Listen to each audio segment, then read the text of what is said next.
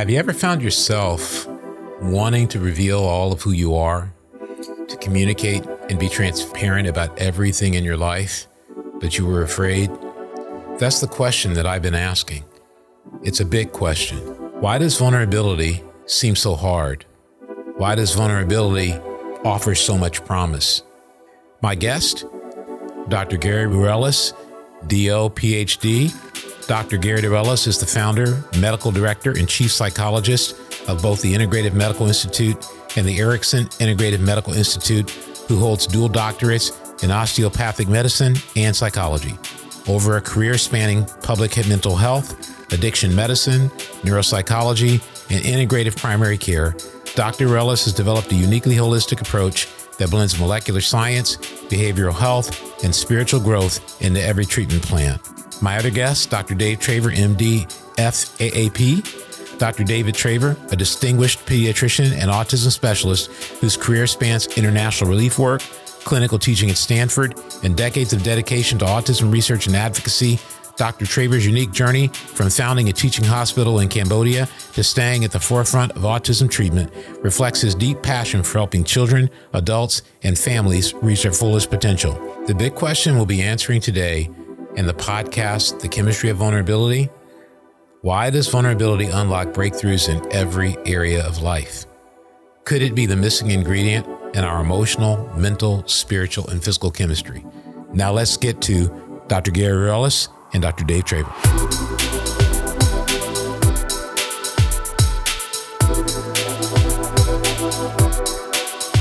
Welcome to the Deep Spirituality Podcast. Today we have a really incredible, cool, interesting, spiritual, wellness, holistic-oriented podcast that I think we're all going to enjoy. Whether you're doing your laundry or you're driving in a car or you're just hanging out with friends or maybe just laying down for a little bit of a relaxation and you're listening, we hope we can keep you not just entertained but informed and inspired. Today, I am fortunate enough to be joined on the Deep Spirituality Podcast by Dr. Gary Ruelas and Dr. Dave Traver. And this one is going to be the beginning of a series of podcasts, or really a change in the way we approach our podcast. We're always going to be talking about spirituality with regard to the Bible and Scripture, etc. But we also want to keep us informed and see how all the different things about being spiritual connect together, and they really do. And today's focus will be the chemistry of vulnerability. Vulnerability is something I know for me growing up was really, really challenging because I didn't understand it, didn't know about it. But as I learned about it, it transformed my life. And I think it's continuing to transform my life, but it involves a lot of different things. And so today, that's what we're going to do. I want to welcome in Dr. Gary Ruelas and Dr. Dave Traver. Guys, thanks for being with us today. I want to start out with something. It's a scripture. And for those who are listening, sometimes we'll start with scripture. Sometimes we'll start with a quote. We've got multiple quotes that we're going to use along the way. Maybe ask the guys to go ahead and just say what they're thinking and what their insights and their awareness and their experiences. They're very experienced doctors in their practices. And you've already heard me in the introduction introduce who they are. But in 2 Corinthians 6 and verse 11, it says, "My friends at Corinth, our hearts are wide open to you, and we speak freely, holding nothing back from you. If there's a block in our relationship, it is not with us. For we carry you in our hearts with great love, yet you still withhold your affections from us. So I speak to you as our children. Make room in your hearts for us as we have done for you." That's 2 Corinthians 6, 11 through 13 in the Passion Translation. One of the most important things I think that comes up is this big question. And I want to put this big question out there and then allow Gary and Dave to kind of think about it. And then I'm going to add a couple of more items and then we'll roll into our discussion today. The big question is this: why does vulnerability unlock breakthroughs in every area of our lives? Could it be the missing ingredient in our emotional, mental, spiritual, and physical chemistry? That's what that scripture was about. And there's a great song that some of you are probably familiar with. It's called Unpretty by Jelly Roll. And he has these lyrics that he says, "I don't like the way I look when I look in the mirror. I wish I could forget the things I remember. Everybody's telling me to love myself, but I don't love myself the way I should." And he talks about the fact that it's because he remembers the unpretty moments in his life. When I first heard that song, I felt something inside me move. I love Jelly Roll now. I didn't know much about him before I heard this song because he captured what so many of us feel and rarely admit: a deep insecurity, painful memories, gnawing self-doubt. Guess what that is? That's vulnerability. And guess what else? It affects every area of our life. If we can capture it, if we can learn to be vulnerable, it will open up an amazing amount of life. So I just want to bring you guys in, and I'll get Dr. Ruelas, I'll get Gary going, and then get Dave going. I just want to hear what you guys think in general about, all these things. I'm overwhelmed just listening to the idea of this. It is such deep resonance for me, one that I don't fully understand. But the more that I begin to move in that direction, the more vulnerable I feel, the more closer I become, the more fearful I am, and the more grateful I am. And the dichotomy just continues to expand, like going into a universe with complete mystery. So I think of things like when Jesus said, "Let the children come to me," let them come to me as being vulnerable. When he said from the cross, "Your will be done," he was in his most vulnerable state in that frame. And I think as we come in, we're born in that purity without our mind. We acquire our mind in this lifetime, but we're born in a purity. An infant is purely vulnerable. They're 100% dependent on everything for life. And I think then the mind gets in the way. I'm a psychologist as well as a physician. And after years and years of being an analyst and a therapist, now I'm in the business of dissolving the mind. How do we get rid of it? How do we get it out of our way? And yet I hear it. It's, I want to get better. And who's the I? I want to stay in my mind. And I say, well, you have to leave that behind and follow me, Jesus said. You have to be vulnerable and strip yourself of yourself to be one with me. That's vulnerability, is the complete unity with the divine, with our Lord through Christ. I love that. Now I'm going to ask you a question because you got my mind working. One, you talked about, and I'm coming to you, Dave, but you just got my mind working. You said we acquire our mind, and I think you're talking about when we're born into this life. And then, and is that what that is when you said we acquire our mind? Right. Our mind. So let's give the mind a definition. Mm-hmm. The mind is the self, me, not the we. Mm-hmm. I have an identity. I'm given a name. I'm given a gender. I'm told how to behave, when to sit. And my mind is recording all the ways I'm supposed to function in a rule-bound world of right and wrong, good and bad. And I have this now memory that I refer to and I think about, and the experiences that I have, and I'm acquiring memory and form. And the mind is always either about the present or moving in terms of concern about the future. It's never in the present. And vulnerability is being 100% in the present. It's just being pure. I love it. But we live in the mind, and we judge in the mind, and we think about the mind, and we think about, how am I doing? How am I doing? But you see, the minute it's me, we're no longer in the we. Mm-hmm. And the union with God is in the giving everything up. You're take over. Take over what? Take my soul and let's be one together. As Jesus said, I am alive with you, the Father is in me, and I'm with you. And we're all one together. Well, I love that because, one of the concepts I was studying, and I didn't know this was going to come up, so I didn't look up the exact pronunciation. There's a Japanese term. I think it's mushin. It's spelled M-U-S, I think, H-I-N. And it talks about the freedom of the mind, of the letting go, the process of it. And I ran into it because I watched a movie with Tom Cruise called The Last Samurai years ago. And there was a scene in it when he was being taught how to fight, as a samurai. And one of the young Japanese guys says to him, too many minds. And he says, no mind. And then he says, mind on people, mind on fight, mind on sword, too many minds. And I looked up, well, what is this all about? And that's when I came on the Japanese term mushin, which I think you're talking about. And here's what's interesting about what you're saying and about getting rid of that mind, getting rid of that self is in John 15. It talks about the fact that the vine is Jesus. We connect to him and that God is the gardener. That's how we begin to approach the oneness with God and get the comfortability of being able to be spiritual. A lot of times people think being spiritual is I read my Bible and I pray, or they think I go out in nature or whatever they may think. But it's all, I love what you're saying, it's all a loss of self, but a loss of self. I got to say, I don't know that I thought this clearly. A loss of self is a freedom from the mind. And then, of course, you can't help but think about, and I'm talking to a lot of people out there that are millennials and hopefully Gen Z, you can't help but think about the Matrix, where he's constantly being told, free your mind, free your mind.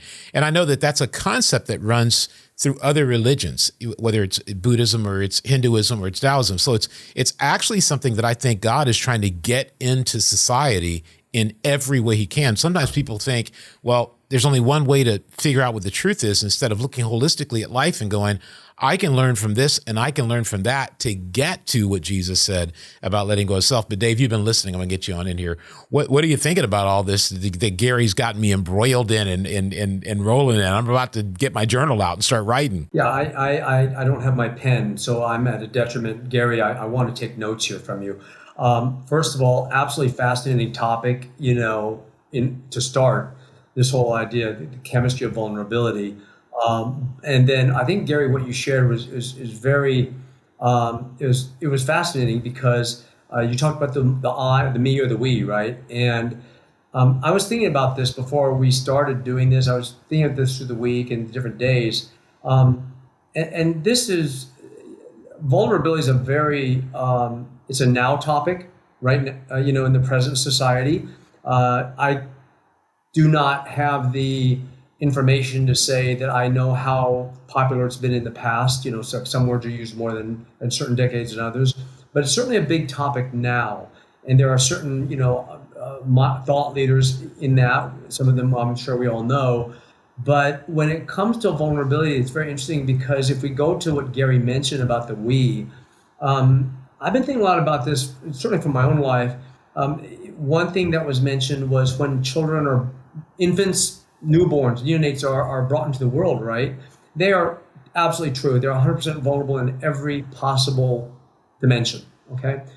The irony of that is we are taught that as time passes, we establish independence, over the years in different levels and dimensions. And we understand what that's trying to say. But I think, in my personal opinion, based on some of the thought leaders that, whether they consider themselves spiritual or not, social science leaders, and spiritual as well, I personally have come to maybe I should say the suspicion that we are never truly independent. We are never truly autonomous.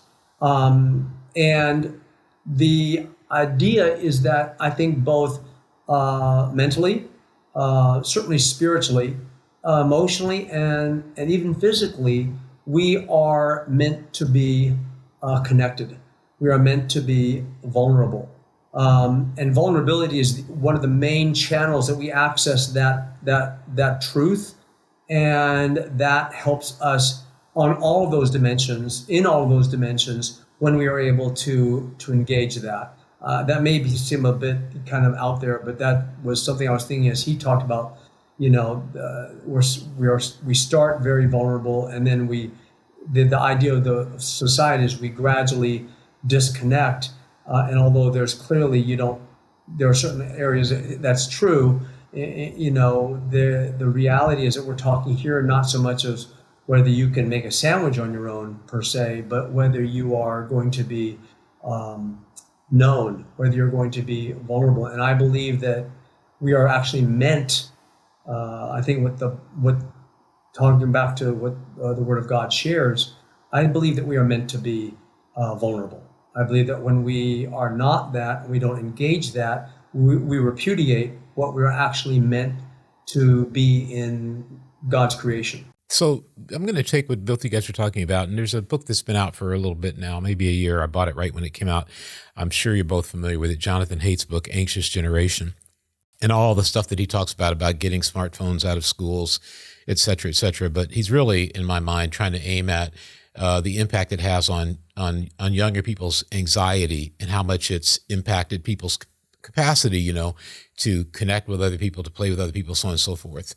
I mentioned that, and I want to mention too that you were talking about an important word to me here. You mentioned autonomy. I'll tell you why that's important. So one of the greatest fears I had and things that caused me the most anxiety when I was coming up was the fear of rejection. I can think of a lot of other fears that I had and still can have: fear of failure. And I think those are connected to fear of vulnerability. So for me, as simple as growing up and asking, thankfully I've been married, multiple decades here, 3 decades plus now. But for me, rejection in most forms came from either sports, not making a team or something like that, which I was fortunate enough to make all the teams I went out for, but still the fear of rejection, but then dating or going on a date or asking a young lady, do you like me?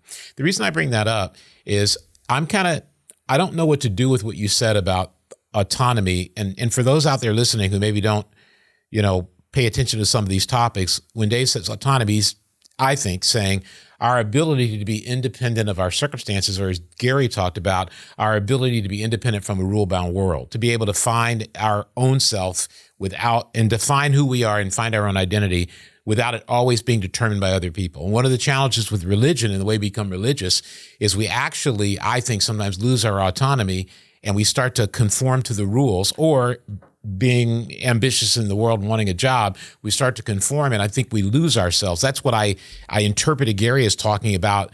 The mind starts to record all this stuff and starts to tell us, hey, you need to be this, you need to be that, you need to be this. Then when someone gets on social media and they find out, hey, your hair ought to be this color, you ought to do your makeup this way, you ought to weigh these many pounds, then all of a sudden, and I'm just saying what's in my head, I don't know what I'm talking about, but all of a sudden you're sitting there and you're going, I need to lose weight, because you've lost your autonomy to social media. You lost your ability to have your own identity. And I'm not talking about, there's a difference to me between being connected and having autonomy. You can be connected to somebody and still have an identity and know who you are. But if the connection ends up turning into conformity, you lose who you are. And I think a lot of that's what's happening in society. I think a lot of the reason we have polarization in politics is because people don't have an independence from maybe the policy they believe in, and they've started to attach themselves to it. And the danger is if you attach your identity to everything you do, that becomes a form of religion to me. And we always know that when you get really, wed to something like a religion that's not God, that can cause a lot of consternation and battle. So what's the big question in my mind? I think for me, of vulnerability is that when you're able to see who you are and what you've recorded, I'm going to work with what Gary said, all the things I've recorded. When I started looking at God in the Bible, I started identifying, I've recorded that only if I achieve this much can I be loved, or this is how I'm loved, or only if I act this way or dress this way. And what happened when I understood what the Bible said is I started to let go of those things. And then when I did, I started to discover who I was meant to be instead of just becoming what I think I was being told to be by society. So to me, I think one of the most important things about vulnerability is that, and I think Gary already said this, you already said this, Dave, it starts to put you on a journey of discovery to say, wait a minute, maybe my whole life is not being a basketball player, or maybe my whole life is not having a lot of money. Maybe there's more to me than this. And maybe, Dave, you can speak to that a little bit, then I'll get Gary in here and we can get some thoughts and I can figure out what I was just talking about. Yeah, no, I agree with a lot of what you just shared. I think the idea of connectivity is becoming warped in a lot of social media outlets. People are settling for contact as a surrogate for connection. And as a result of that, I think that, we were never supposed to be connected based on data sharing or data transfer, information transfer. But I think a lot of that happens today, whether it's through one platform or another, or just even in our conversations. As a result of that, I think that it's very easy to substitute what it actually means to be connected. And we start putting in these, like you just said, trophy A, idol B, entity C into our into our life, because we think that that's what it means to be connected. So there's contact, right? A lot of people during the pandemic, we didn't even have that, a lot of times. So contact, then we go to maybe communication would be the next level, and then connection, right? And then you go to intimacy, which is just almost a dirty word nowadays, So I think that a lot of people can settle for a more superficial form of what shouldn't be, which is, we should be much more deeply connected through vulnerability, but that's going to take, the deeper you go, the more it's going to, effort's going to take to excavate. I probably didn't answer your question, but I think that's what I see a lot in my profession. And it's funny because when people come in, both patients and other professionals, there's it is very easy to try to talk about the challenges and the problems that are clearly on the table or in the room without being vulnerable. And we have to start doing that in order to heal. You can't heal what you're not willing to admit is there. And it's very hard with some of the challenges that we face as healthcare providers. I'm sure Gary would agree with that. Oh yeah, I'm so much is going on. This is such a beautiful topic. Thank you for bringing that. And we make vulnerability complicated. This is the other side of that, coin, is that it really is a purity and a simplicity that the mind won't allow us to enjoy. The mind will make it complicated, and the mind will never be satisfied because it goes to the next hurdle. I can clear 3 feet now, I can clear 6, but I can't clear 9, and Johnny down there is clearing 10, so I must not be good enough. Yeah. And we're always in that, the mind is always in the comparative mode, and usually we're on the negative side of whatever that comparison is. And so the problem is not having narrations or memories. The problem is that we believe it to be real. It's like the 3 blind men and the elephant. We believe that I'm holding the tree when I'm holding the leg. We don't see the complete picture, We just see a small slant of whatever that image is for that point in time. And then we believe a story we make up about that. And then we argue about it, and we're hurt and angry, and most of that is our own. It's the second law of, in Buddhism, is that, our attachments hurt us. Yeah. Our expectations of others create our pain. Yeah. All men will suffer, and all the suffering comes from our views of others.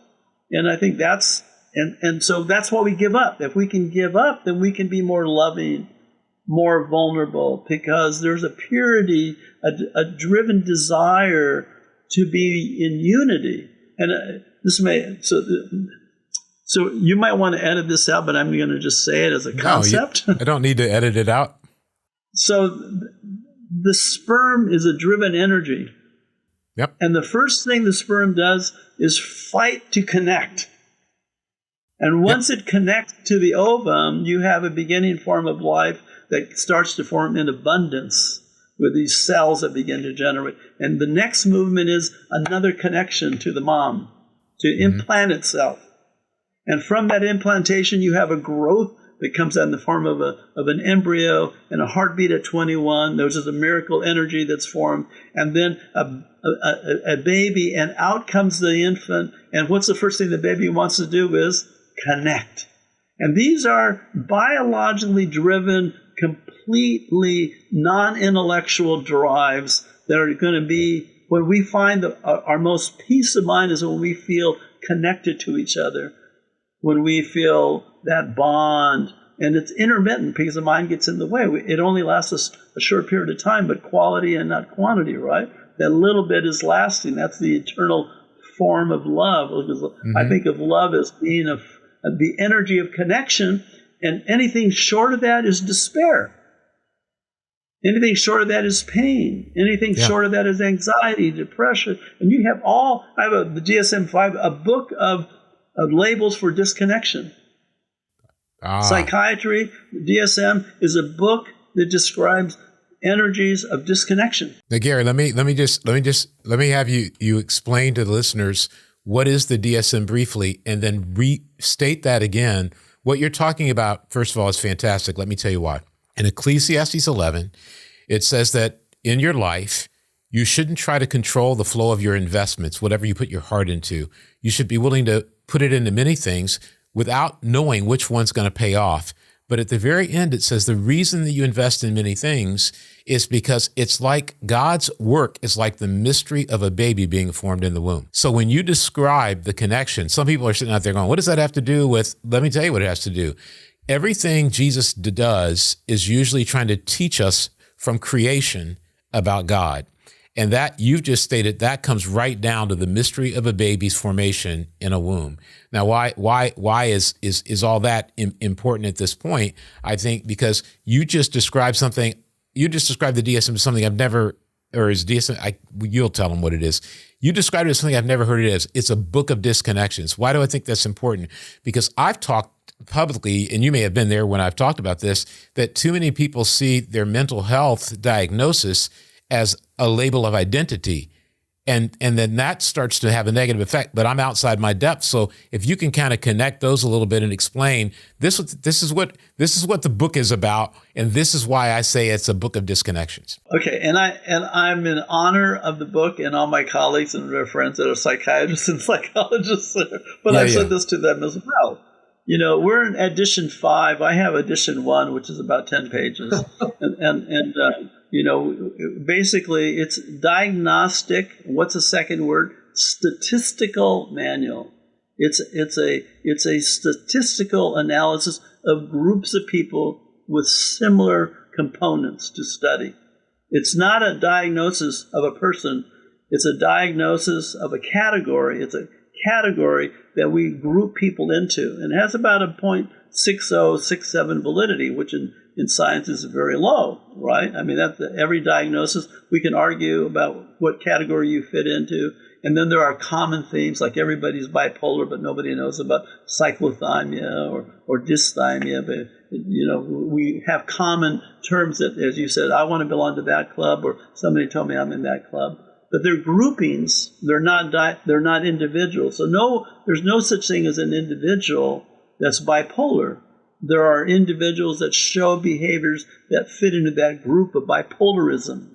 That it's a statistical analysis, and so, but in the suffering of that, when the individual is in those behaviors that causes disturbance to their mind and their body, they're feeling separate from everybody else. Yeah. The anxiety is a separate. I have fears that nobody understands me. I feel lonely that nobody loves me. I feel despair that I don't think I'm ever going to resolve, and I'm never going to be somebody. Nobody's ever going to want me. I'm hopeless. These are experiences of detachment, separateness, aloneness, and the whole movement of psychology or psychiatry. How do I help this mind move in such a way that it can connect again, or at least find some connection?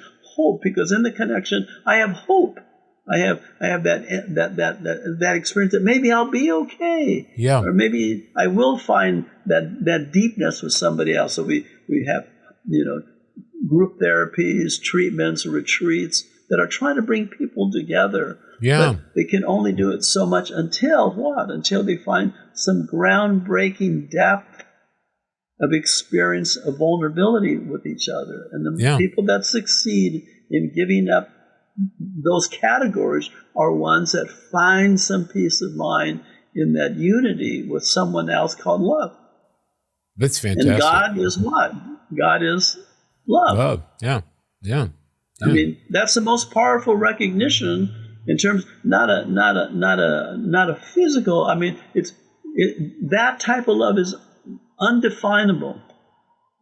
We can't describe the power of that kind of love, but it brings us together as one. Well, let me tell you why this is important, and I'm a big believer in, fan of psychiatry, psychology, and have seen it help tons of people. So when you're talking about, to me as an audience, can't speak for our whole audience, when I hear you describe it, I don't hear you diminishing the statistical awareness of what these categories are. I hear you explaining to the layman or to those uninformed, this is a simple way for you to see why it helps and to see what it's trying to do and what it's not trying to do.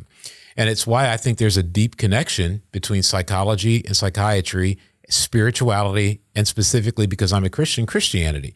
So many times there are people who try to divide the two instead of seeing how they complement each other and see how they work together. Because again, I'm not a professional, but once a psychiatrist helps someone be able to deal with whatever, I'm going to use my own ignorant term, their brain chemistry and wherever they're feeling detached or disconnected, once they do that, then they have to go out into the world like everybody who may not have that particular challenge. And every one of us, and this is what I hear you saying, every one of us deals with attachment issues. Every one of us is trying to figure out, how do I overcome my insecurities, my fears? I'm an adult child of an alcoholic. How do I overcome my dysfunctions in order to be able to walk out into that world and experience this love you're talking about? And for some people out there who may not, maybe you've got a kid or you've got a friend or a family member, and you don't want to deal with, I'm speaking for myself here, you don't want to deal with the mental health part of their life, or there may be something and you don't really want to go into that venture. I think we have to understand, it's like, for me, my battle is blood pressure. As an African American, as I get older, I've got to constantly be in a war against that rising all the time. And I don't go, oh no, I don't want to talk about it. I don't want to treat it, because it would make me seem like a person who has challenges with high blood pressure and has got to always work on that. Instead, I look at that as a component to being able to give me whole health, whole wellness. And the way I write about it in the chemistry lab, which some of our listeners read, is I talk about the fact that the Bible says, love God with all your heart, soul, mind, and strength. That in my mind, there's 4 dimensions to life. There's your mind, there's your heart, there's your mind, your heart, your physical body, your strength, and then your soul. And part of what using all these disciplines and these options for helping yourself, what they do is they allow you to be a complete whole person.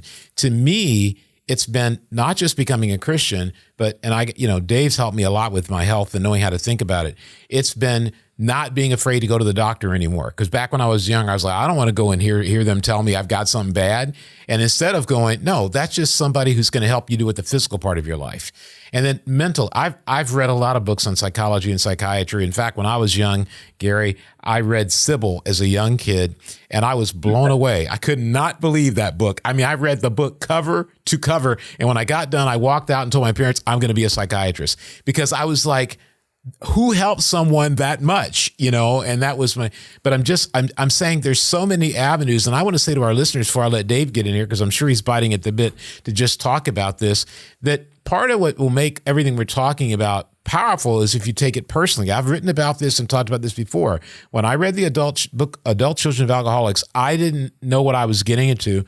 And I learned so much about who I was, and to use the term we're kind of holding on to, all the things I had recorded in my mind, all the things I had told myself, and I had to understand those to even let God into my life. And I think a lot of us, we want to become a Christian and we want to live as a Christian, but we don't want to discover anything because we don't want to feel sad, or we don't want to feel discouraged, or we don't want to feel bad.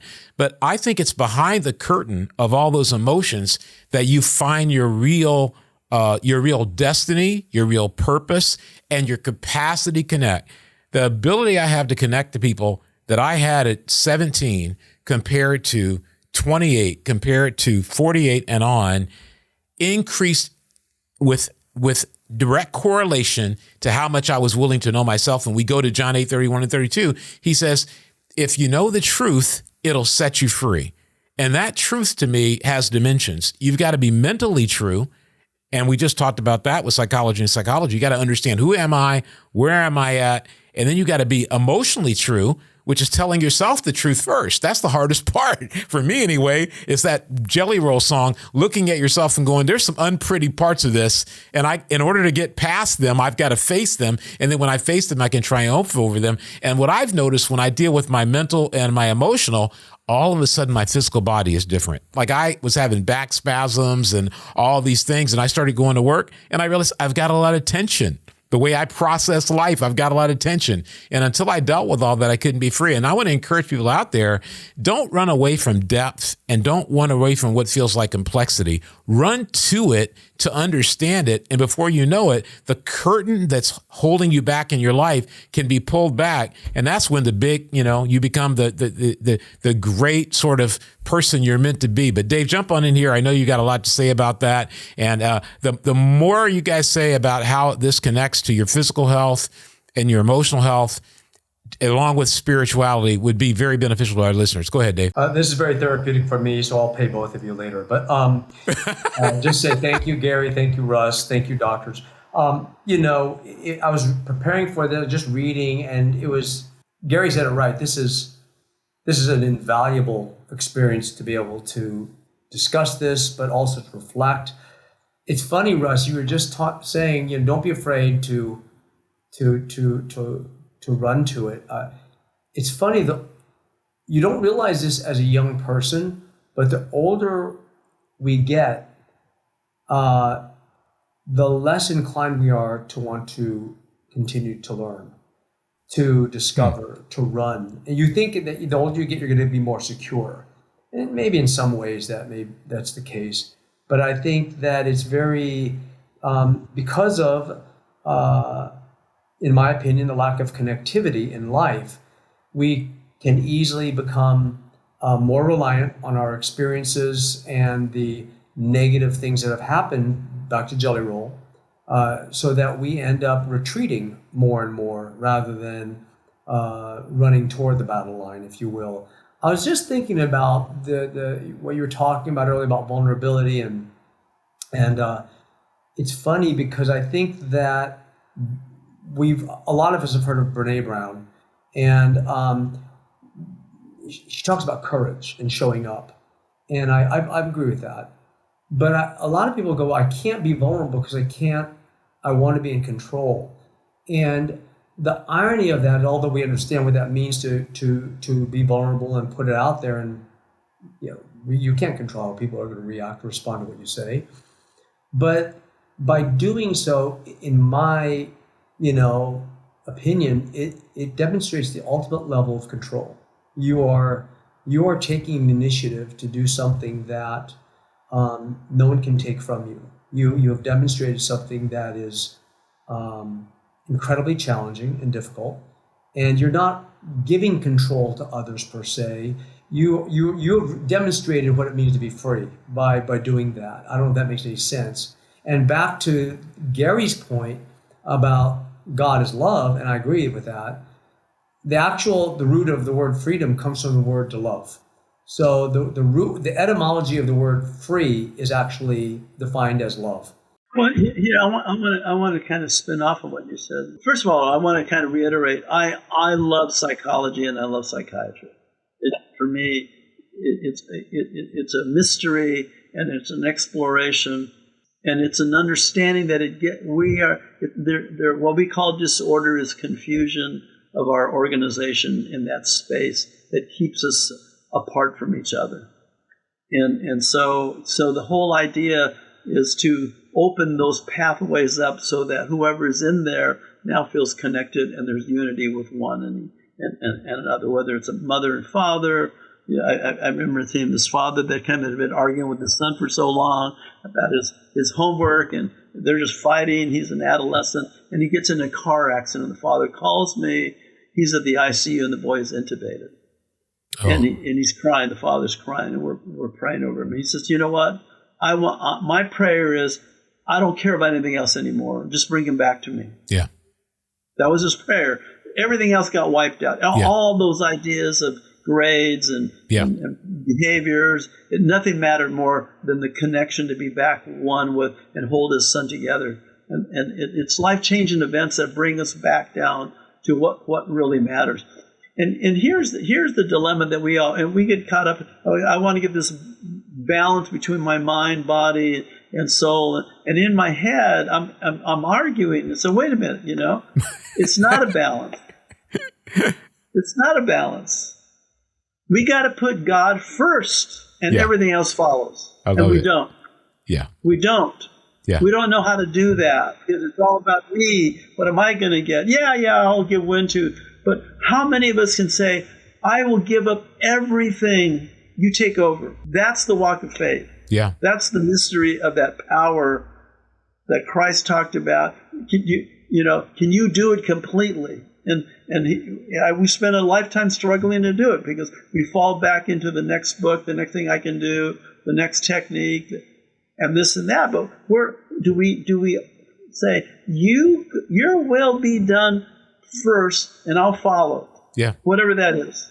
Yeah. And I think that's really, really kind of the core part of where all this is driving for our mind.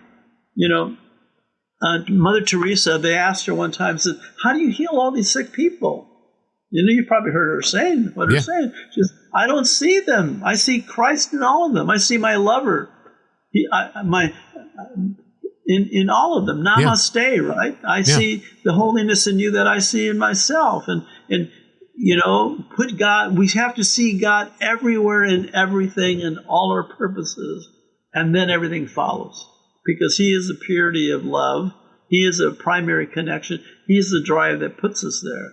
So I have a patient comes in, all kinds of complications, right? I had a boy whose father left him when he was 3, and his stepdad just had a double lung transplant from COVID. Oh. And he feels lost. And his mother comes in and says, what's wrong with him? He's depressed. And he's sitting there flat. And I said, he just doesn't know how to connect anymore. How are we going to love him through this?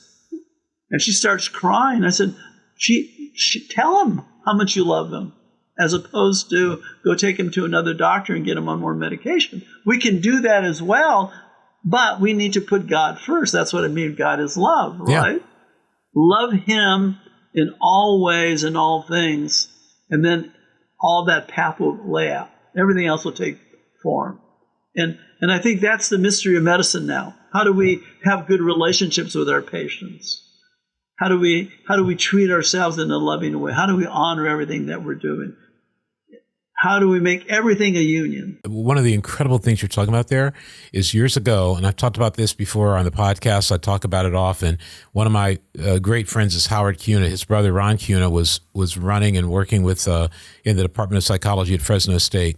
And I was trying to figure out how to navigate mental health issues in our church with, the spirituality part. And I really didn't, it was really new to me to sort of try to tackle that. And I said, I want to sit down and talk. And we talked about a lot of things, some things similar to what we're talking about today. And he said, Russ, I'm going to tell you a couple things. He said, number one, I sit down with all my patients and I tell them, yes, you have anxiety or whatever their issue they may be facing is. And he says, but we can't completely take anxiety out of your life. And we can't completely make whatever you're facing go away. So you have to, at some point, look at your life this way. Awareness is health. You're aware, so that puts you in a position. And I think sometimes, and this can be true of anything, sometimes we look at solutions that are not God and we make them God. And then we end up disappointed and we end up in despair and we end up grieving and we end up sad. And we sit there, and I've worked with people that will be so frustrated. Well, why didn't this medication take all these problems away? Because medication doesn't take all your problems away. Medication makes you capable of I'm outside my depth here, but medication makes you capable of tackling your problems. It doesn't take away the problems. And that's why God is so important. And that's why what you said, what you're talking about generally in older religious terms, still used today, is a surrender. And I sometimes that word is so used in religious circles that it loses its power to me. But I think some of it is that what you talked about is that connection to God that is so powerful and so transformative that allows you, Philippians 4 says, give all your anxiety to God, and then you'll have a transcendent peace that comes from him. And so for those out there who, don't read philosophy books a lot, transcendence means you just can rise above. And so if you're trying to figure out, well, what does it mean to rise above? Well, it's Michael Jordan when he's playing basketball. It's his ability to exceed what anybody else does and rise above what anybody does in opposition to him. And I think a lot of people don't think that's possible, and I do. And when you're talking about putting God first, I think God is the one who allows us to experience transformative things. And I'll talk about, personally, for me, when I first at 19 years old read the Bible, I read the New Testament the first time at 19. And I was like, whoa, I didn't understand this about Jesus. I'd seen the movie, but the book's a lot better, not unlike, a lot of things. And I was like, man, the movie doesn't tell you all this. And then I started, learning about myself. And then I ran into the concept of sin, which a lot of people hate talking about. But I think sin is the ultimate disconnection. When you look at Galatians 5:19 through 23, God is saying you've got options. You can live this way, which is sin, and it will disconnect you in every relationship. To me, every sin is just a destructive relationship pattern. And so some people are like, well, you should be able to do any of that. It doesn't matter. Okay, it doesn't matter. You can live however you want. But at the end of the day, does it disconnect? And what I saw for me was an ability to build relationships better. And a lot of what I try to work with people on now, if you get your relationship with God right, you don't get your feelings hurt as much. You start to listen better.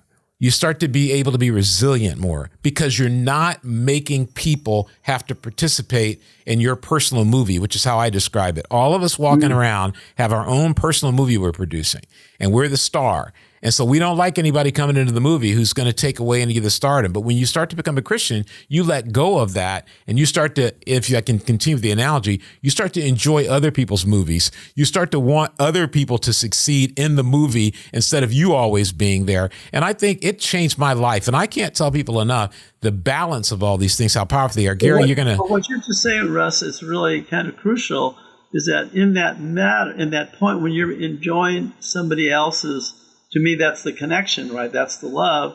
You've given up the self. In order to really enjoy that other being, you have now let go. Yeah. It's not about me. It's about that we that I'm back to that we, right? And here, I want to reiterate something that's really important that came to me when you said this. The more I want to do God's will, the worse I am at it.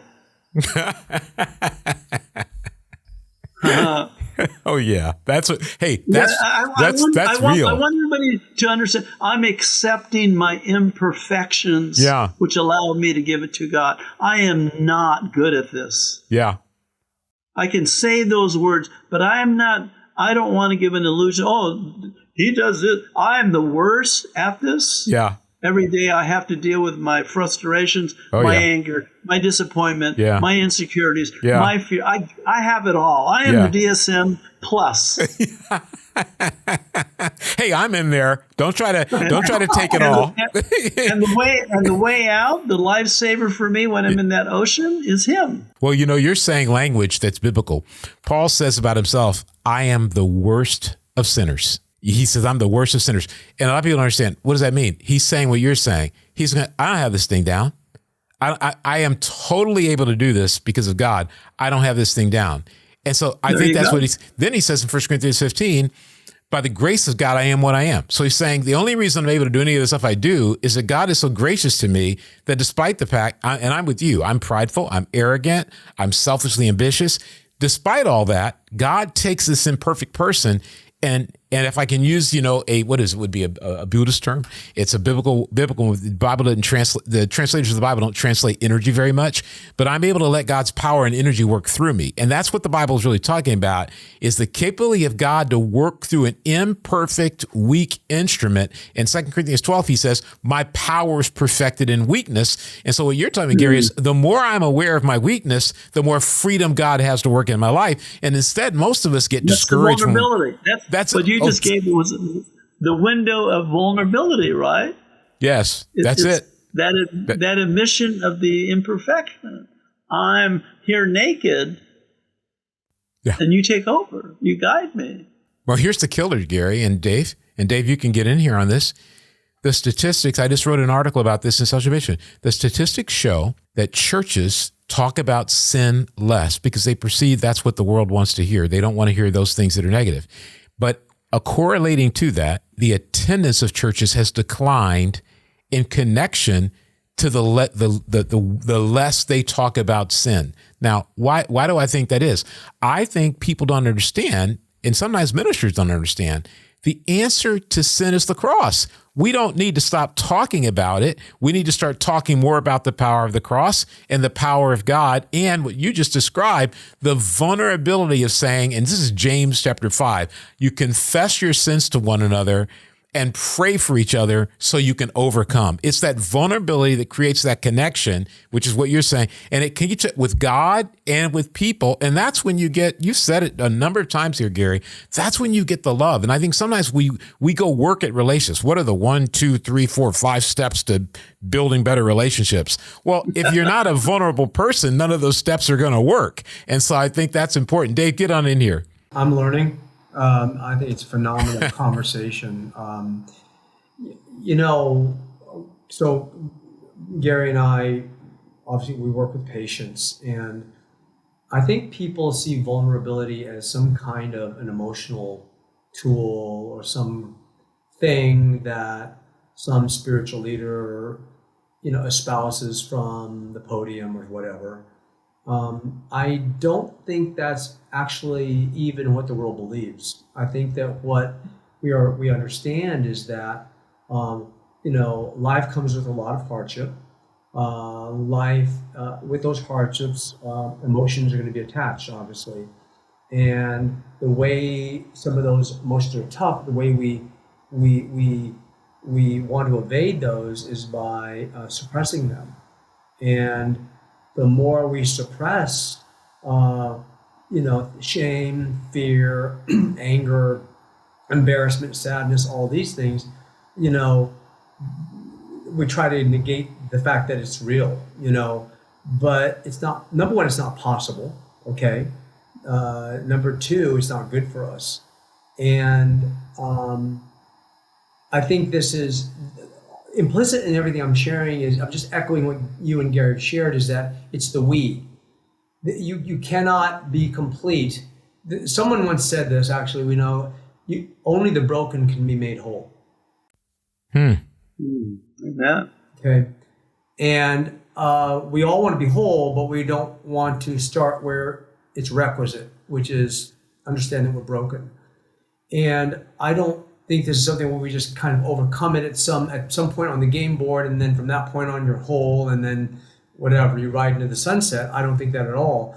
But I think with each emotion we have every day, we're going to have a physiological response, and that's what we see all the time as practitioners, and each response has a physical outcome, and what comes to our door are these physical outcomes. But as Gary, I think, eloquently put it, you have to track it back to some of the most visceral, foundational things: love, spirituality, because not so we can be cool California people, but because that is really where the foundation lies.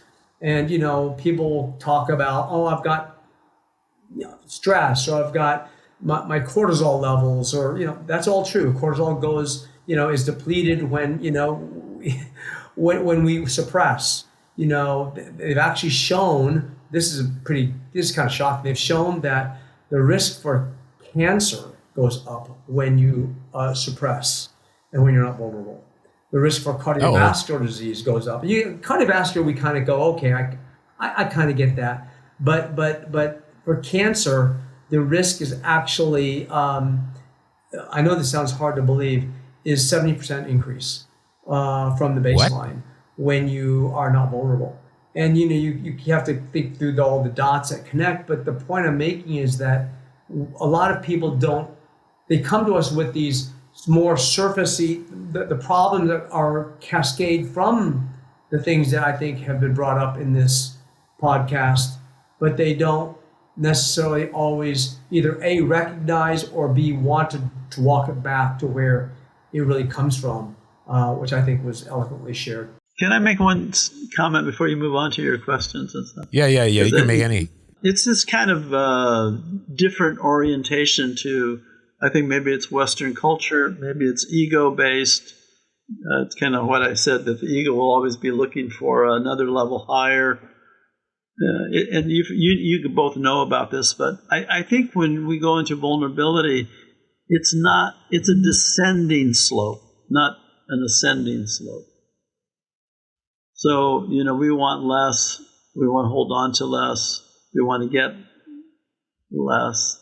And it's the giving up, right? Not the acquiring. And I think if we're trying to do better in being whatever that is, we're not in the right path.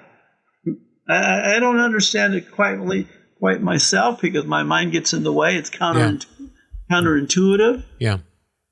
But it is a constant letting go of things. Maybe that's why maybe in other ancient religions they all go into robes in monasteries. I don't understand that. But it's the giving up. I think what's interesting, and you know, I remember watching. I love Star Wars, and I remember I can't remember the numbers, but the original first three I loved. The next three I didn't, and some of the new stuff I like. But in one of the ones I don't like, I can't remember which episode, Anakin is explaining to someone about being a Jedi, and it just catches my teeth. He goes, one of the most important things about being a Jedi is you can't have any attachments. And the reason you're contrasting, and by no means am I even remotely an expert in these things, you're contrasting the Western mind, if we could, with the Eastern mind. And we're not trying to overgeneralize here, but we're trying to talk conceptually how they approach things. When I did some graduate work, one of the things I studied was, I actually got into Native American, if you would, religion. And I according to my family, my grandmother, I think, was at least half Cherokee, because her mother was Cherokee, something like that. But so I was always in that. I was always in a Native American everything. I wanted to be, back in the days when you said Indian, I wanted to be like an Indian. I asked my parents once, I pulled them aside, I said, I want to change my name. You guys will love this. I said, I need to change my name. They go, what do you want your name to be? I said, I think Cochise would work. I was thinking that. It's a very popular name at some point in time. Yeah. I was like I think Cochise would be about right. Well, in this graduate program, I studied Crazy Horse. Awesome. And why he was able to defeat Custer. And there was an element to his ability to unify the Sioux that was spiritual. I'm not saying Christianity, and I'm a Christian. That's what I believe. So anybody out there is like, oh man, maybe he's moving over. I'm not moving anywhere. But what I'm saying is, well, that's the fear too, right? That's the fear. Yeah. And go ahead, Gary. No. I think that's the other. You know, Christ didn't stay in one club. Right.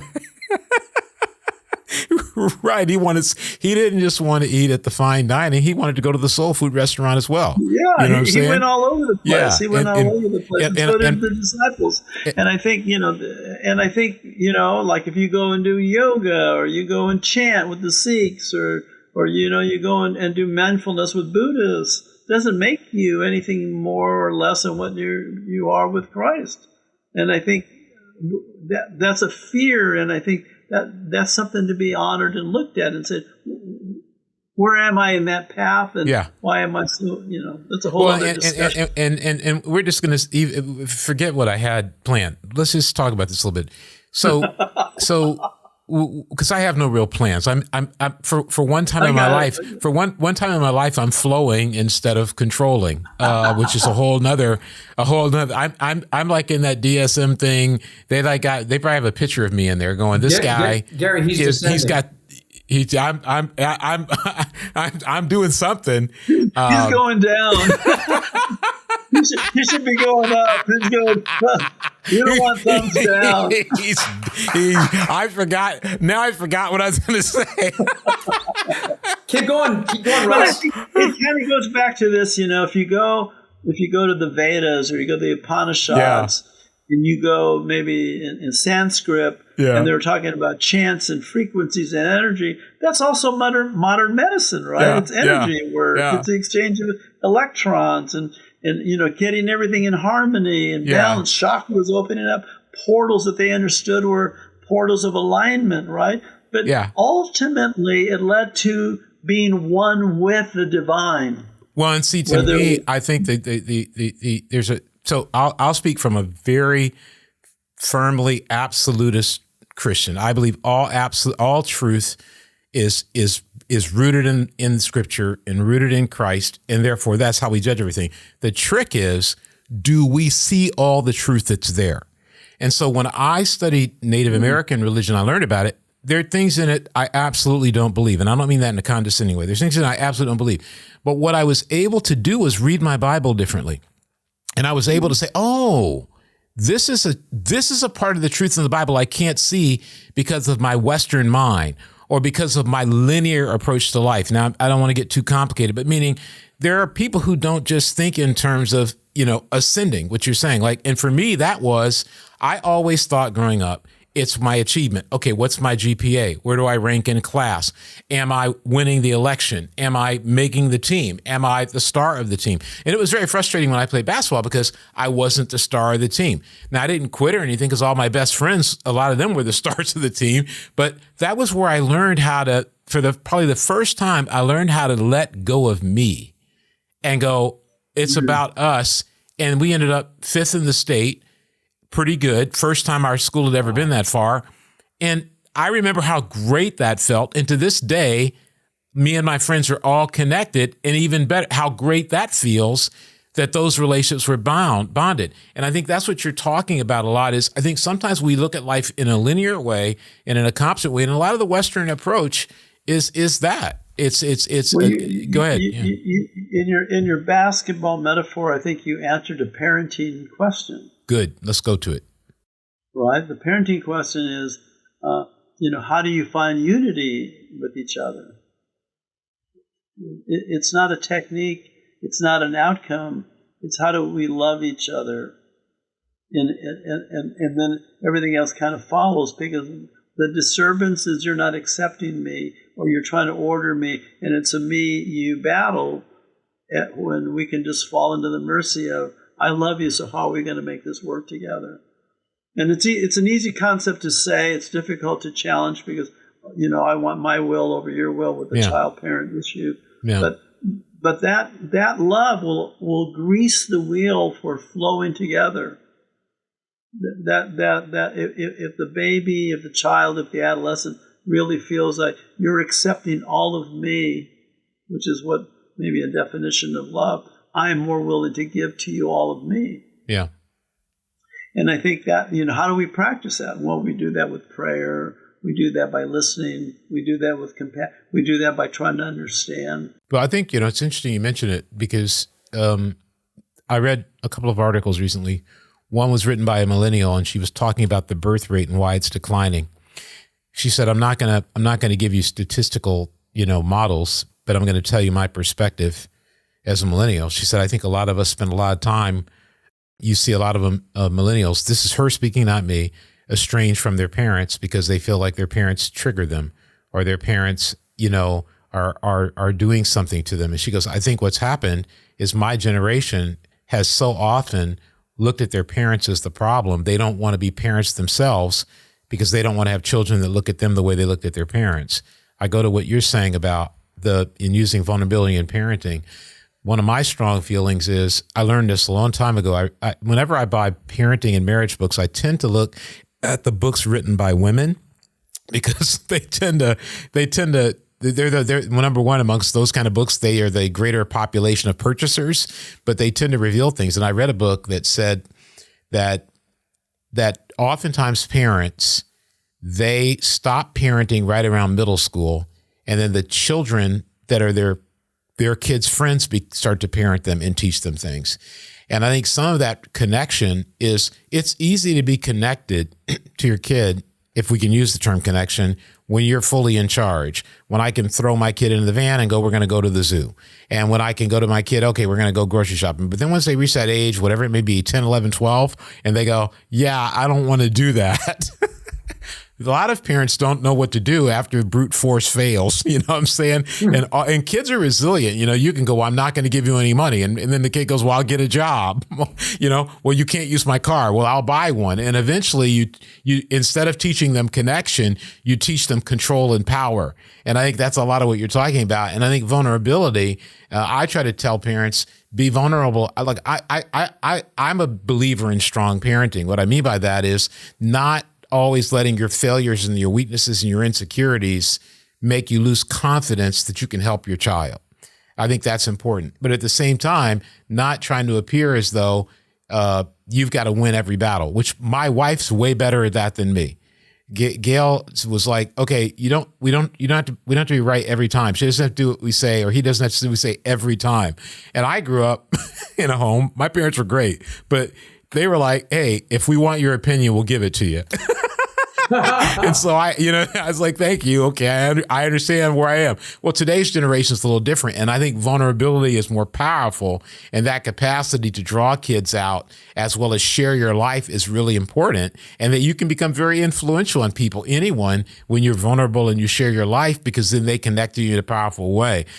Dave, I'm going to ask you a question. Okay. I'm going to just spin right into what I was thinking about. Sure. This is a quote from Brene Brown in the book Dare to Lead, which I haven't have read. Vulnerability, and this connects with what Gary and I are talking about. This is Brene Brown, Dare to Lead. Vulnerability is not winning or losing. It's having the courage to show up when you can't control the outcome. I'll read it one more time. Brene Brown, Dare to Lead. Vulnerability is not winning or losing. It's having the courage to show up when you can't control the outcome. Talk to me for a minute. And I mean, you've known me a long time, so you've got a case study in me on this. Talk to me for a minute about how easy it is to choose control over vulnerability. Part of being an adult child of an alcoholic is I became the person called the hero, which is you try to control, because I felt uncertainty. And no one should think I grew up in a great home with great parents. So I'm not even remotely complaining. But part of what I learned I feel uncertainty, and the way I deal with uncertainty is I get control. And so in every part of my life, I was always striving for control.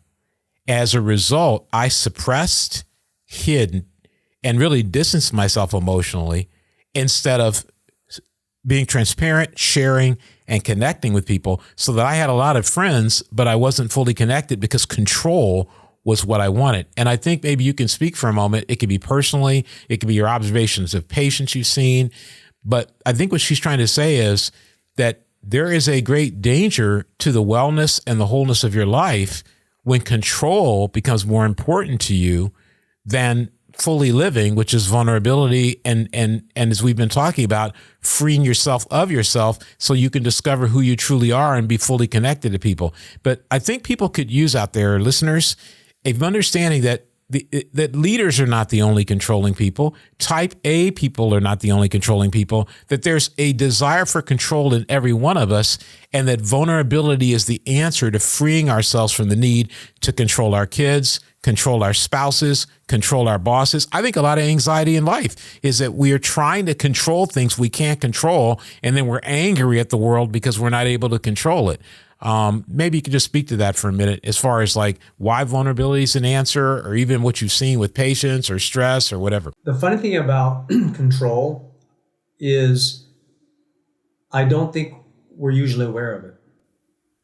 I think that it's something that can be engaged or started or whatever word you want to substitute. And I don't think myself, when I start exerting control, it comes from a place that I'm not necessarily even conscious that I'm starting to roll the ball. And, you know, someone can say, well, you're kind of controlling, but by that time, I've already gone to DEFCON 3 or something. You know, the question is, where does it come from early on?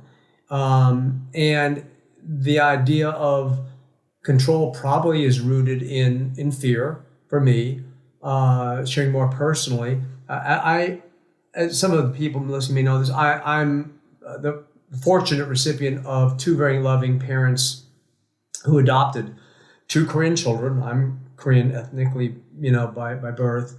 And I was raised in an all, I was N of one, basically. I was all white and black city in Illinois. So I learned from my own childhood experiences what it was like to be just marginalized or made fun of or whatever. And I think that really became much more part of me than I either A, recognize or want to acknowledge, even now as someone who's much older.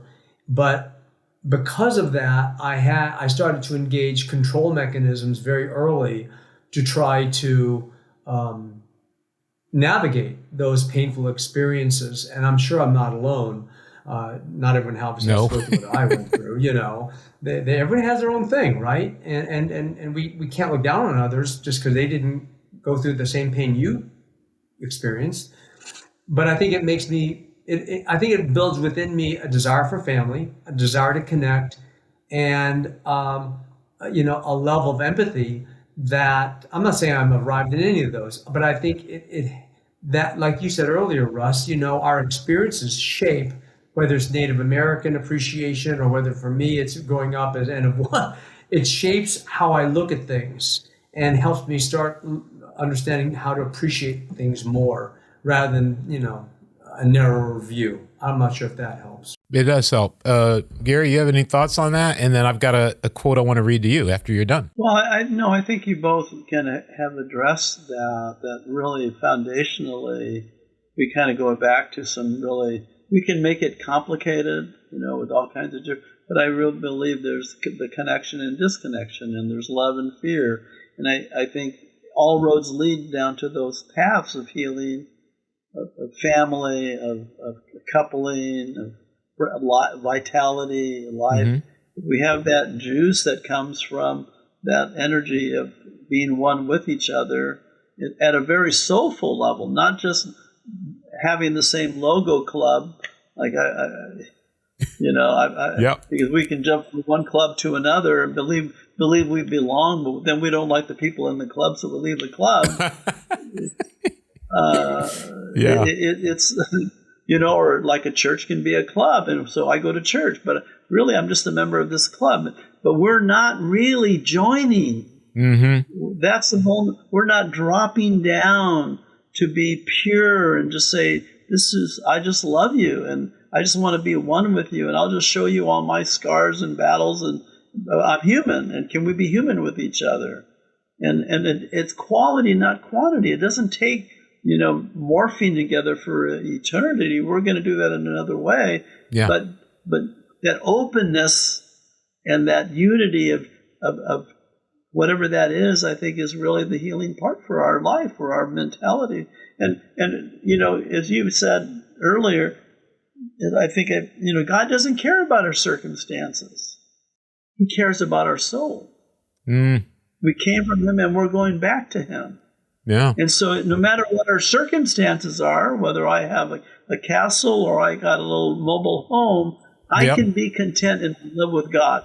Yep. Because that's the most important part of my journey. What's cool is that you don't have to attain to it. It has to be your vision of what you want for your life. And so often we get discouraged because we're like, well, I'm not there now. I'm not either. But if that's the vision of my life. That is, right? Yeah, exactly. Now, this quote fits perfectly. You mentioned the word soul twice, and it fits perfectly with the quote I chose. It's from Oprah Winfrey.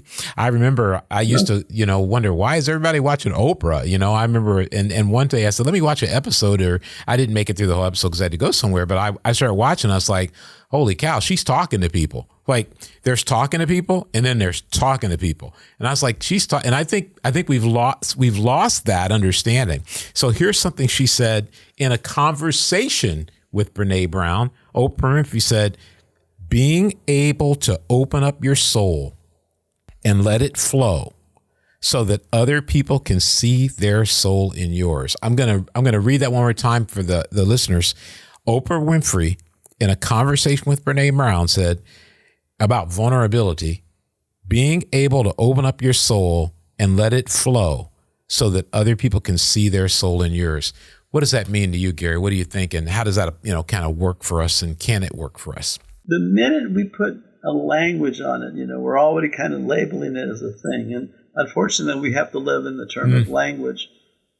So we use soul as a definition of something intangible, something without a ego identity or form, beyond the body, beyond the mind, the energy that maybe drove that first connection. And so when I can experience my resonance, I think my energy, my frequency, experience your frequency and my frequency, my energy and your energy are one. That's the soulful connection. Our rhythms are the same. Our energies are the same. We're moving in the same, because it's beyond form.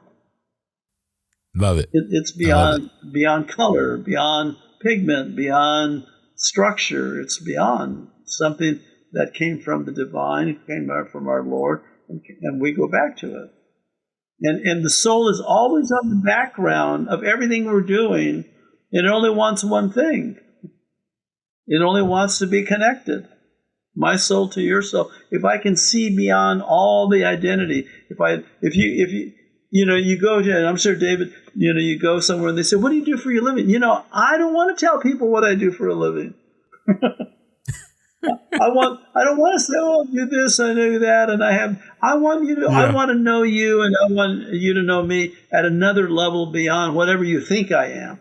Oh boy, you're getting into the uncharted waters. This lecture, one of my professors, he was a PhD. He developed a computer lab in Chicago. He was well known, well published, and so they were going to introduce him to a conference, because they were taking his concepts and applying it to family therapy. 5,000 people in the audience, and the guy introduces him, reads off his resume, and his name was von Forster, and he's a little short guy, real smart guy. He walks in, and they're all clapping, standing ovation for this guy, right? And I'll never forget what he said. He goes, "Wow, that's impressive. I'd like to meet that guy one day." I love that. I think because we're not that.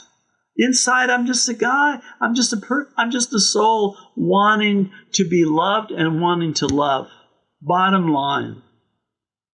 Whether I'm in the cashier register, I'm in a car wash, or I'm at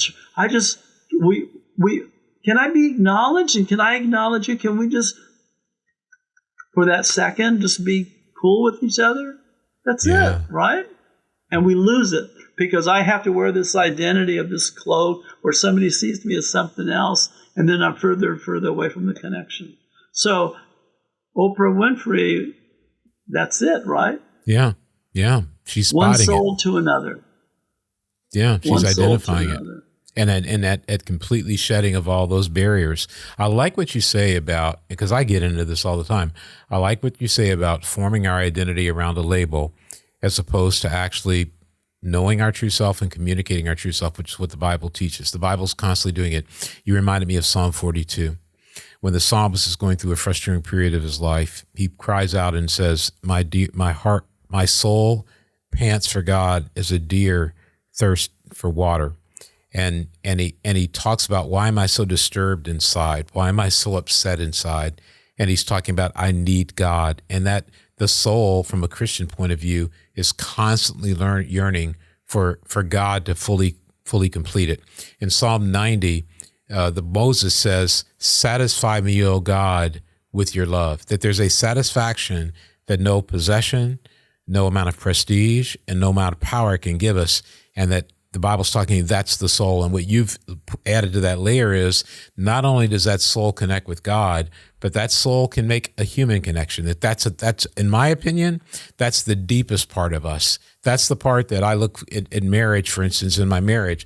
That's the part I look at in with my wife, is there's a knowingness of me that she has because of our relationships with God independently, that allow us to experience a depth of relationship that I think is impossible for me to even explain.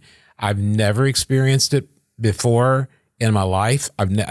Even when I read about other people's relationships and things they do, I go, this thing is amazing. And the reason I'm describing it that way in response to you is because I think so many people don't understand that there is something to soul connection, and that it's why in this world we have so much anger, because you've got people going around. And if I can use His Dark Materials is a science fiction show, and one of the things that happens in it is these kind of wicked people, everybody's got their soul. It's kind of like their soul is an animal connected to them. It could be a rabbit, it could be a tiger, and they're separating these kids from their soul because they get energy from it and power from it.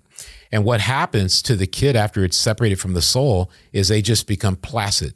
and literally they die. And I mean, he's not a religious writer, but when I watched it, I went, when we don't nurture that part of us that's spiritual, when we don't nurture that part of us that connects, we die inside. And I don't think enough people, even Christians, you mentioned that church can become a club. I run into many Christians who go, why am I not excited? Why am I not, why am I not as happy as I used to be as a Christian? And that's because you've taken back some of the vulnerability that you had when you first became a Christian. Yeah. We're not connected. Exactly. And I think a lot of times we get angry at everybody and all that. And so I think it's really good. Look, can I share something, Ross? Can I say something? Yeah, just of course, please. What you shared is, it's interesting. The last prayer in the Gospel of John is that of significant length, at least, is John 17. And what Jesus really prays for, if you want to use the word, is unity. But what he's really praying for is connectivity. He's praying for connection. Yeah. He's praying, he did not pray for all health to be taken care of, all poverty to be abolished, for sin to be, eradicated on the earth. Great prayers. I don't pray for that either. But I will tell you, it is so impressive that he prayed for connection. He prayed for unity. And this is the whole topic of vulnerability is the blood line for connection. And so it's so huge that, it's only right that we strive and endeavor to be connected and vulnerability be on the table and never off of it, because that really, Gary, this resonates with what Gary said, that is why we were made. We were not made to do great things per se in our professions, although we should do great things in our professions if God allows us. The real issue is we were made to be connected. We were made to be one. We were made to be together.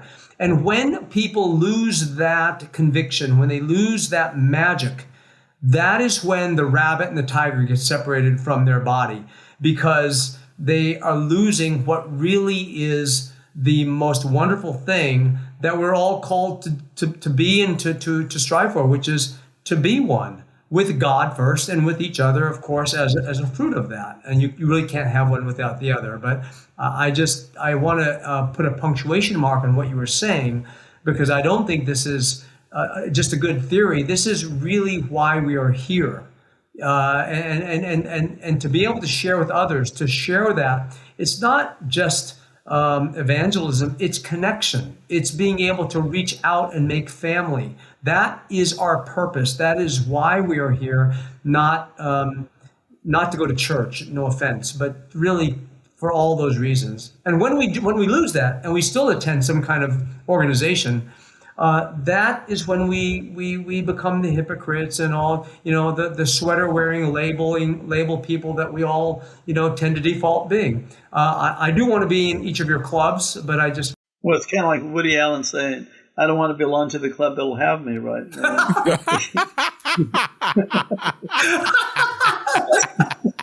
I'm with you, man. But I'll ask you. I'm going to ask you both one question here, and it kind of brings back to this. So, for me, God is love, and love is the energy of connection. So we all kind of going back to that whole thing. But Jesus said, "I am the way," and this is something that you mentioned was, "I am the way, the truth, and the life." What does that mean to you? The truth. And if I give a simple response to that, right? Yeah. There's only one. I Okay, that takes all the pressure off now. Well, I don't know if it'll be simple, but if I give my simple, most people consider my simplicity complex. I think fundamentally, when I look at Jesus and he's saying he's the truth, that embodied in his life, whether you look at it at its deepest levels or its most superficial levels, is the path that we ought to take and be certain that we're on that right path. And so truth to me is not relative. People think I can do this, I can do that. It's up to me. It's how I feel. No, there's a way to live life and there's a path to live life. And Jesus shows it. And when you follow the rules, you may not be on that path. You may just be following the rules. And so it is, if there was, I'm no good at direction. I can't tell north from south, east from west, but if there's a North Star in our life It's Jesus. And if we keep our eyes on him, that's what Hebrews 12 says. Fix your eyes on Jesus. Often the mistake I make in my life is I'm trying to figure out, what are the 10 commandments? What are the 20 commandments? What are the 13 rules? What do people around me want?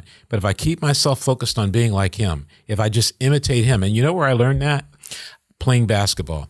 When I played basketball and I read this book, I could never play basketball right.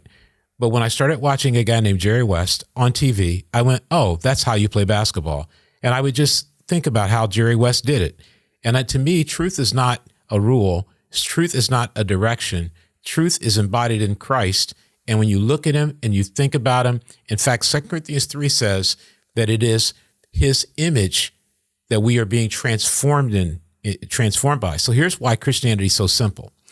If you just watch Christ, look at him, envision him, you'll find the truth. You don't have to go get the right argument. You have to follow the right person. And so to me, truth is looking at him and going, if I stay on that path, if I keep my eyes fixed on him, I'm going to get to the right place. So, and obviously it's the Bible. The Bible shows us that path, but so often the Bible gets turned into a book of rules. So everybody, they end up not playing basketball. They end up, being kind of herky jerky on a basketball court. Dave? This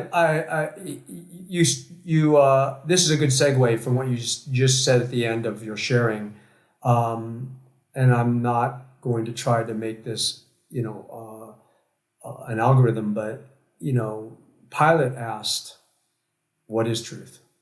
I'm not sure what his heart was when he asked that. Jesus is standing next to him, right? On the final trial, right? And as you probably know, in John 17:17, Jesus said, "Your word is truth." Of course, he's praying to God. And I don't have great answers, but I believe that truth is God's word, which resonates with what Russ just mentioned. But I think that truth is relationship. I think truth is a relationship with God. I think truth is a relationship with God through Jesus Christ. And the trick of that, Gary, is that I don't think a lot of people understand the word relationship. I think that it's easy to be myopic and sell what I just shared short because we define or we interpret what was just shared in the view of, in the lens of what we think relationships are.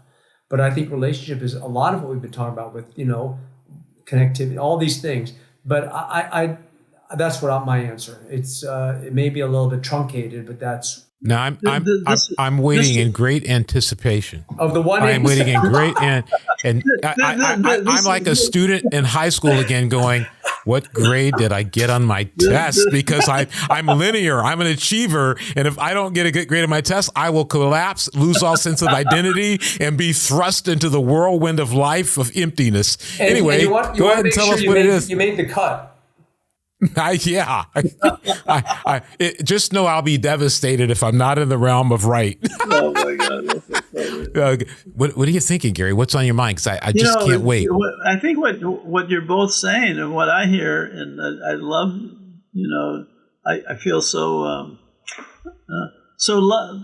One of the concepts that I struggle with is that pure love. I heard somebody, I don't even know where it says, is 100% acceptance of the other, and then what that might mean is that how can we accept the other 100% because we have all these conditions, right? Yeah.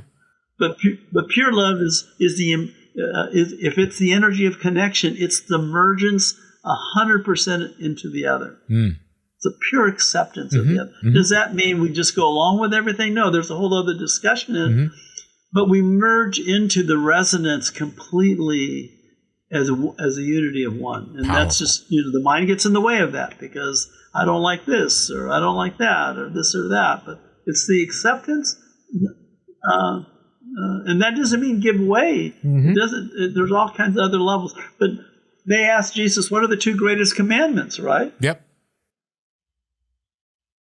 And besides honoring our Father as the only one above everything else, what we've been talking about, he said, love your neighbor as yourself. And then we even take that further to love our enemy. It's that completeness of the emergence without a dichotomy and a separation and a judgment, to that we get to be in that unity, that oneness with each other. And I think that's one of the definitions of the truth is what you both have said, is that unity, is that drive to be complete. Well, and what you're talking about, and obviously that term truth is deep, right? Because I think part of accepting other people is accepting yourself. I had a person say to me once, yeah, you love your neighbor as yourself. So if you don't know how to love yourself, you're going to be pretty terrible at loving your neighbor. Of course, the guy said to me, Russ, I think you have great potential to love people since you love yourself so much. I was like, oh, okay. But what I like about what you're saying is Jesus was the embodiment of love. God is the embodiment of love.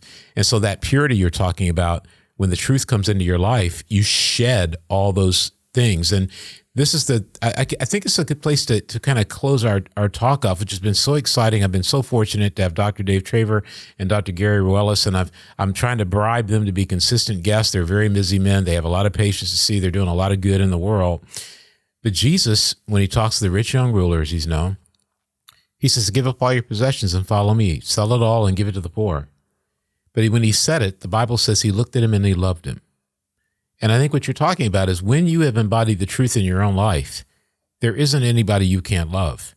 There isn't anybody you can't connect to. They may not connect back to you, but you can connect to anybody. And that's what 1 Corinthians 9 says, that Paul says we must become all things to all people. People don't care what we know when they know we don't care.